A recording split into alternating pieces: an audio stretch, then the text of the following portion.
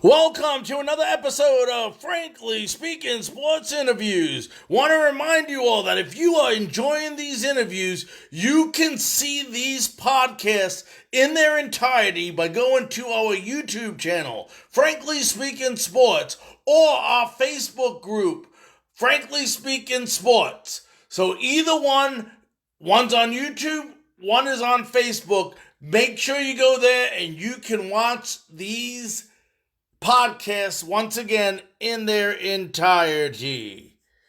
Once again, we had a great interview today with Jeremy Shulman. He's the head coach of Eastern Florida, has 672 wins as a coach, and just a great conversation we had surrounding junior college basketball. Here's our conversation from today.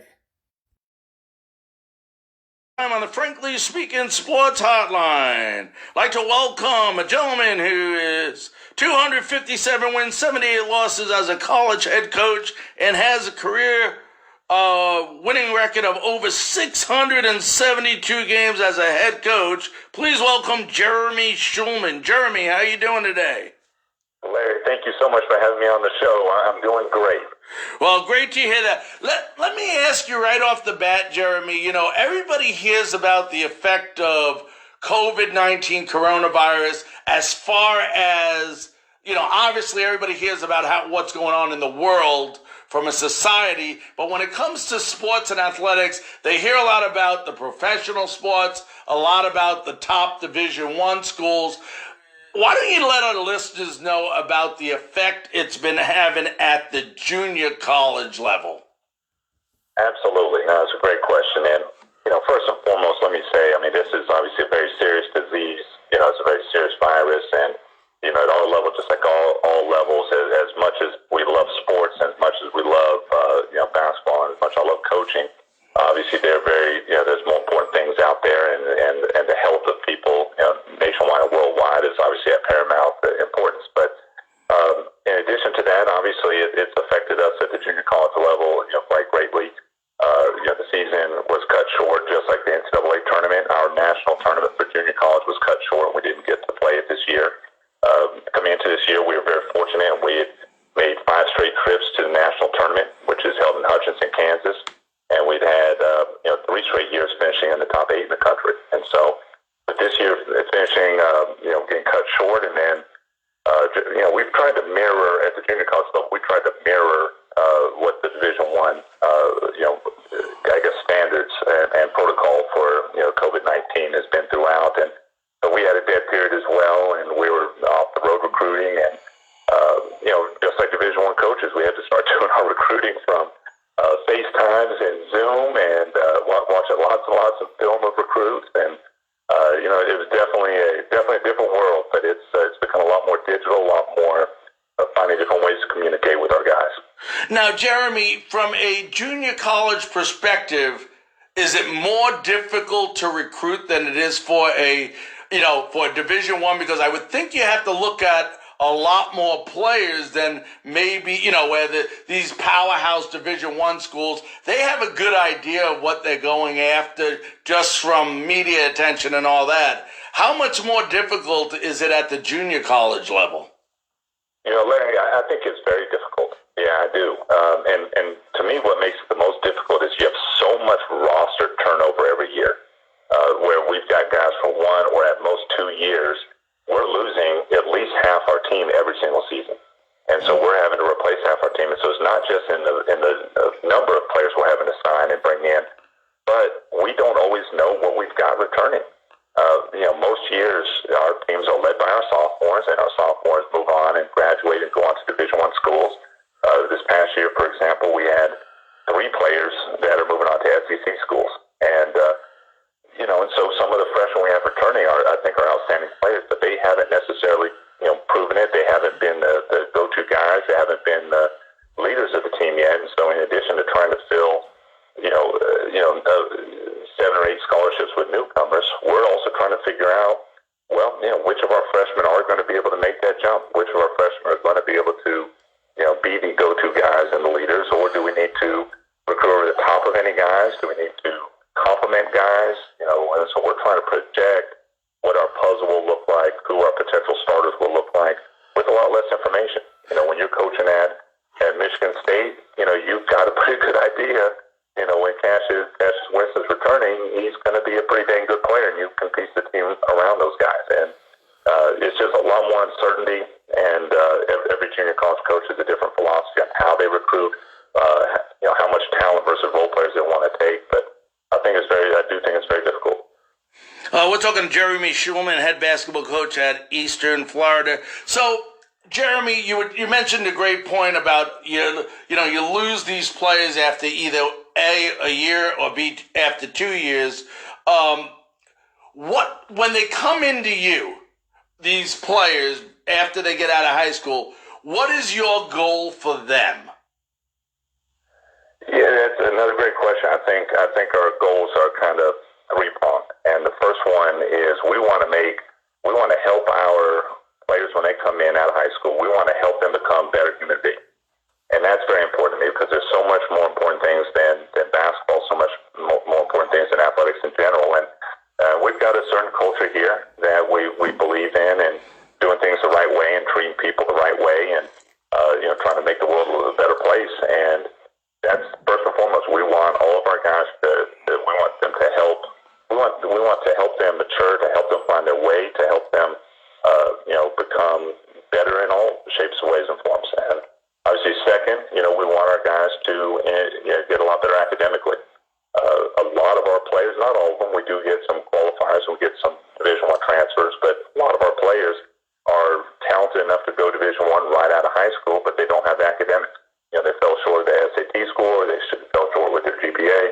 And so we're teaching, we're trying to help teach guys to, learn the importance of academics and learn the importance of what getting a degree will do for their lives and for their families' lives. And that's another thing that's just really important. And of course, the third thing is we want to really help their basketball careers. We want to teach them the game. We want to teach them to know how to win and be successful at the college level, and to prepare them to be professionals after that. And we've been very fortunate. And this past year, before COVID-19 shut everything down, we had 19 former players playing professional basketball. Just this past year alone, and something we take a whole lot of pride in. So that's kind of it. Those three aspects. We want to see a lot of growth for each of our guys. Now, Coach, let me ask you this: how much? And I ask you this because you get a lot of kids, female athletes and male athletes. They come out of high school, and some of them end up right away, whether it's through scholarship or whatever. They get thrown into these Division I powerhouses, and they're just like in a shell shock when they get there, or overwhelmed might be the correct word. You talked about these individuals, some of them coming there, obviously, it goes without saying, because they want to better their grades and get into a Division I school. But how much of it is also to help them with the social aspect of things, adjusting to what they're going to get into if and when they do go to Division I? I think that's a great point. I think there's a lot of that because at our level, we're a lot more hands-on. There's a lot more teaching. I think you can really help people a lot at this level, at the junior college level, where at the big-time Division I level, let's be honest, it's a business. It's a multi-billion-dollar business, and coaches are paid a lot of money, and there's TV rights, and because you've got to win, and so it's a business. And so if you come in as a freshman, I think it gets lost about the transition from being a high school kid to being a young adult, and learning to how to get in socially and all this, and it becomes too much just about, hey, what can you do for me? Can you win? Can you win games, etc. And at our level, we don't have that same level of pressure. We obviously we've got internal pressure to strive to be great. We have internal pressure to try to win a national championship every year. But at the end of the day, our goals are to help these kids become young men, and I think that really helps their social transition. And so by the time they leave our place to move on to a Division I school, I think they're a whole lot more prepared to be successful. Now, Coach, what is the transition for these players from JUCO to junior college to Division I, as far as I would think you have a lot of communication with a lot of different coaches in Division One, because I know a lot of the coaches do look at the junior college level to get some of their players. Absolutely, and it's different depending on just in junior college. It's a lot like Division One. There's different levels of junior college. Just like in Division One, you've got low major schools, you got your mid major D1 schools, you got your high major. The same thing in junior college. You've got your low major D1 JUCOs, you got your mid major D1 JUCOs, and you have your high major D1 JUCOs. And we're very grateful we're a high major JUCO, and because of that, Division One schools recruit our program very, very heavily, and we've got connections all over the country. We do a pro day in the fall, which is an idea we got from John Calipari, who I was fortunate enough to work with USA Basketball under 19 national team a few years ago. And we do a pro day, and we get 75 different Division One schools there watching our guys. And this is in the preseason before we even start our preseason schedule and our non-conference schedule. But guys get recruited, but honestly, Larry, it's great for the guys, but it's something that makes our job, in my mind, even tougher, because the end goal is, and I love junior college basketball. This will be my 14th year coaching junior college, my 11th year as a head coach coming up this upcoming year. But the end goal is not junior college basketball. No kid grows up saying, I can't wait to have a great career in junior college basketball. Their goal is to play at University of Florida or Florida State or University of Georgia or whoever else. And so when they've got all these schools recruiting them, and they know this isn't the end goal, and there's still, there's some worry, there's some stress about, what their recruitment's going to be like, who's going to recruit them, will they have the right scholarship after they're done here at Eastern Florida? So kids are already worried about the future when we preach so much about being very, very very much in the present. Be great in the present. Enjoy the journey. Enjoy the moment. Enjoy the day. And so it's something I think that makes our level difficult, because it's very hard to stay focused on the present when you're constantly worried about getting recruited for the future.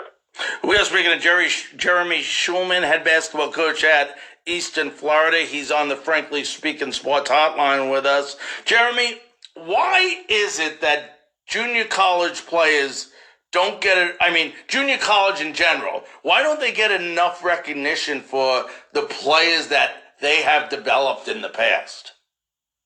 That's a great question. And I don't know if I have a perfect answer for you outside of so much in life is about perception. And for whatever reason, and maybe rightly earned back in the day, I don't know, but there's become a perception, even when I was growing up, that junior college basketball had to do with renegades. It had to do with problems. Junior college basketball had to do with, players that were, had to have second chances or were in trouble, whether it's academics or whatever else.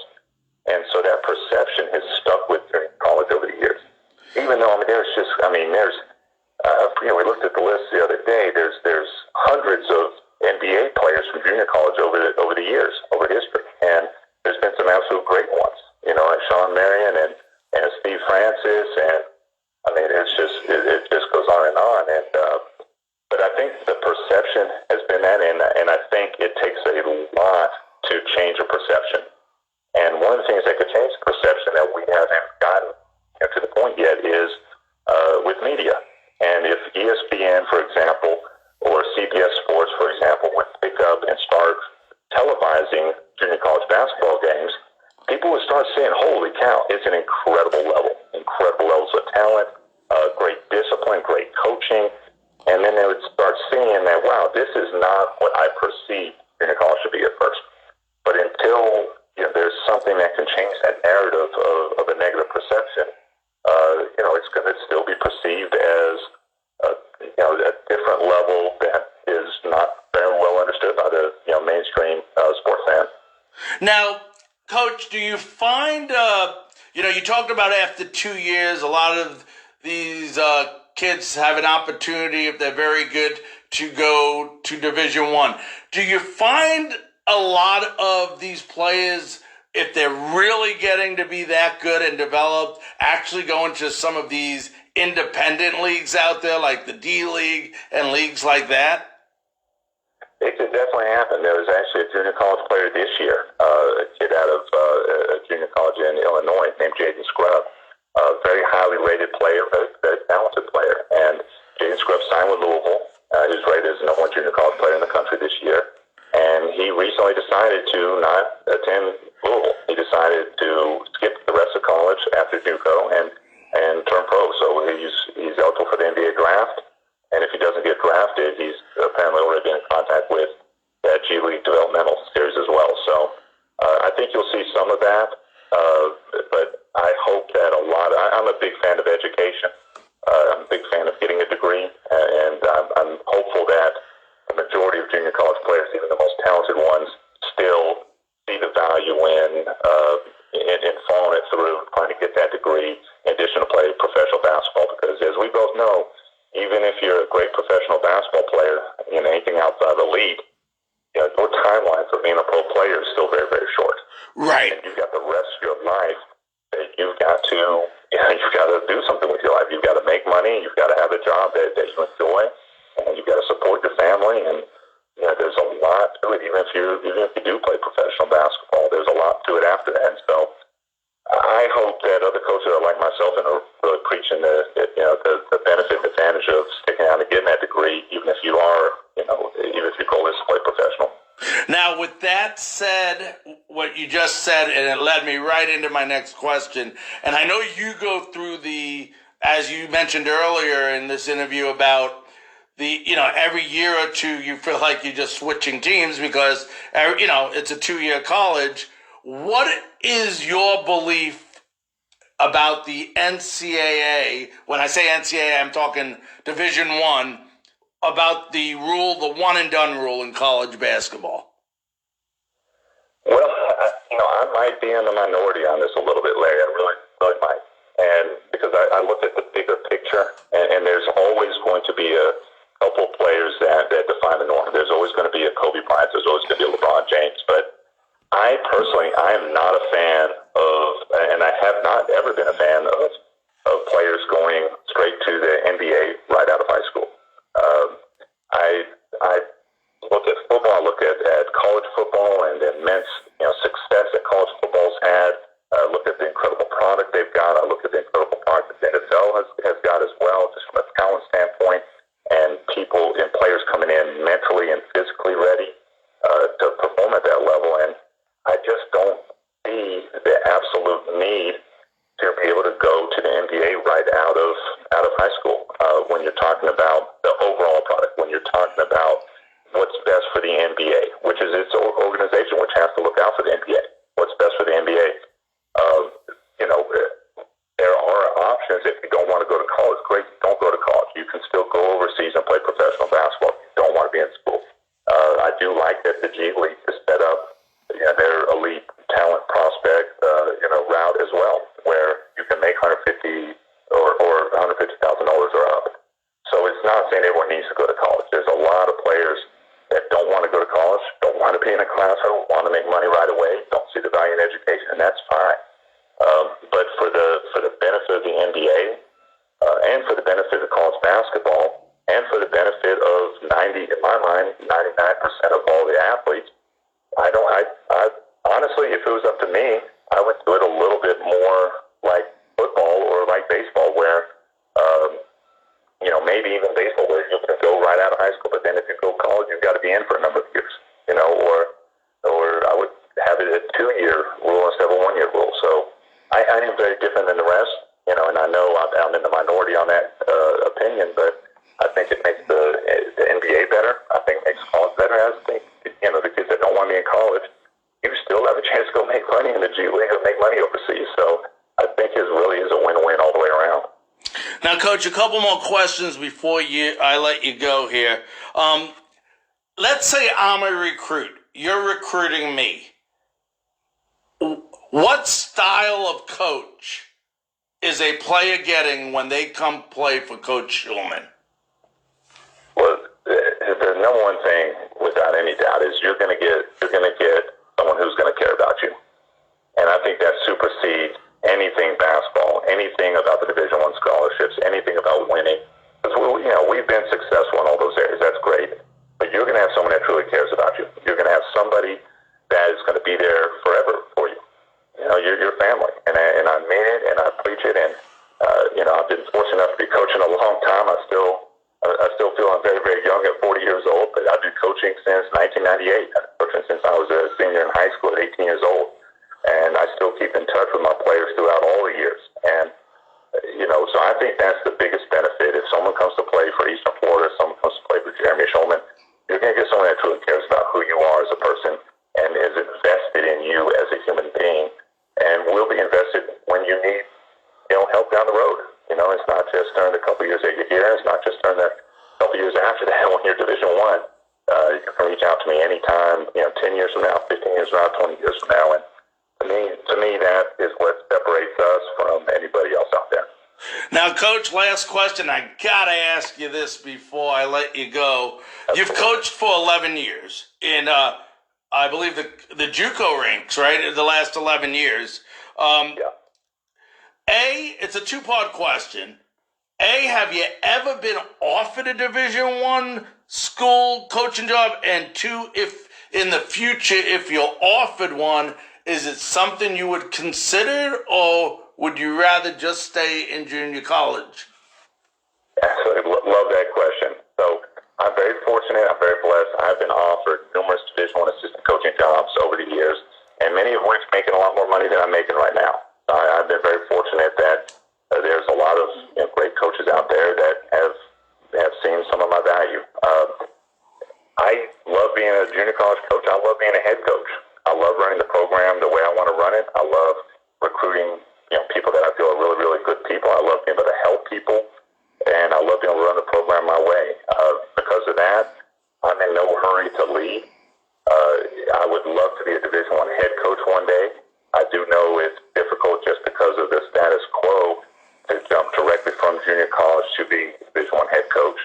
And I do know that the coaches, and there's been immense success at the Division I level from junior college head coaches that went on to be a D1 assistant even for a year or two. And junior college head coaches have had unbelievable success. I mean, you look at what Steve Forbes has done at East Tennessee State recently. Forbes coaching the league against me for a couple of years here in the Florida JUCO League, and now he's the head coach at Wake Forest, and coaches like Dana Altman at Oregon, John Beeline was at Pentecost. Like there's just so many great junior college coaches over the years, but it's hard to make the jump directly from junior college to a Division I head coaching job. And but I like being a head coach. I love running this program here. I love making an impact on these guys. So at the moment, I'm holding out and hoping that someday maybe I can be one of the rare ones to make the jump directly from a junior college job directly to a head Division I coaching job. And if not, Larry, I'll tell you what, I love it here. We're able to win games. We're able to make an impact on guys. And about 5 minutes from the beach, so it's not all bad. No, not at all. I know. I lived there 36 years, so I know exactly how that is. Absolutely.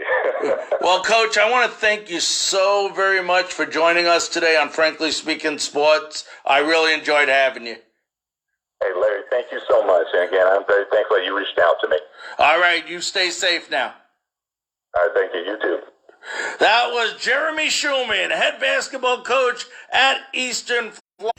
If you enjoyed that interview, I want to let you know you can see that entire podcast in its entirety by going to either our Facebook group page, which is Frankly Speaking Sports, or go to our YouTube channel. Our YouTube channel is also called Frankly Speaking Sports. It has all our podcasts, all our interviews on it.